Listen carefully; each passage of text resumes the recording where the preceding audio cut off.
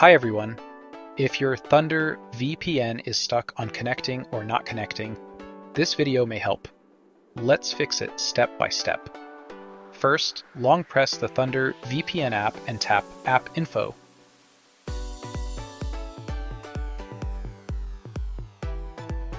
Now tap Force Stop.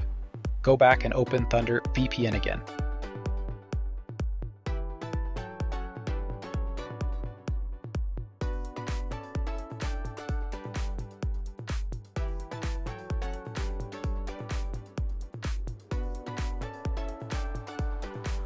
Next, tap the three-line menu in the top corner, then open Settings.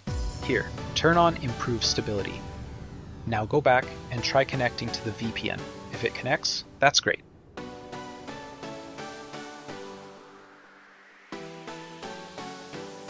If it's still not working, open the Google Play Store, search for Thunder VPN, and update the app if a new version is available.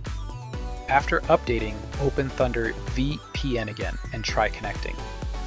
If the problem still continues, it may be caused by your internet connection or temporary server issues. That's it.